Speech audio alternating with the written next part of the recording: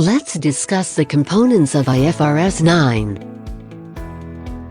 The three main components of IFRS 9 are 1. Classification and measurement of financial assets.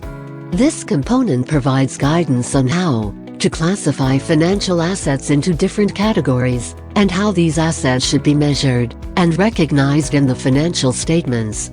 The classification of a financial asset will determine how it is measured and recognized in the financial statements. For example, loans and receivables can be measured at amortized cost, whereas available for sale financial assets are measured at fair value. This component is important for entities that have a large portfolio of financial assets, such as banks and investment companies. The key persona involved in this component is the Chief Financial Officer (CFO), who is responsible for the financial reporting of the entity. IT customization details may include the implementation of financial systems that can accurately classify and measure financial assets. 2. Impairment of financial assets.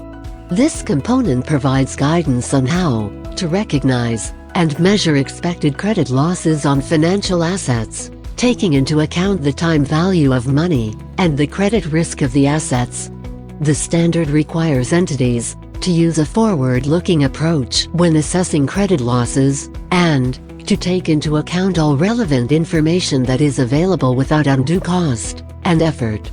This component is important for entities that have a large portfolio of loans and receivables, such as banks and other financial institutions. The key persona involved in this component is the Chief Risk Officer (CRO), who is responsible for managing the credit risk of the entity. IT customization details may include the implementation of credit risk management systems that can accurately measure and recognize expected credit losses. 3. Hedge accounting. This component provides guidance on how to apply hedge accounting to align the recognition of the effects of financial instruments with the management of financial risks. Hedge accounting allows entities to recognize the gains and losses on the hedging instruments and the hedged item in the same period, which provides a more accurate reflection of the financial results and financial position. This component is important for entities that use financial instruments to manage their financial risks, such as currency risk and interest rate risk. The key persona involved in this component is the Treasury Manager, who is responsible for managing the financial risks of the entity. IT customization details may include the implementation of financial systems that can accurately apply hedge accounting principles. Overall, understanding the components of IFRS 9 is important for entities that report their financial results in accordance with IFRS, as it provides guidance on the recognition, measurement, and disclosure of financial instruments. The standard aims to provide a more complete picture of the financial results and financial position of an entity, and to improve the quality and comparability of financial information.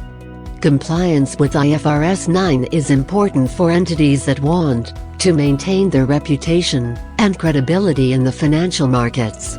IT customization details may include the implementation of financial systems that can accurately measure, recognize, and disclose financial instruments in accordance with IFRS 9.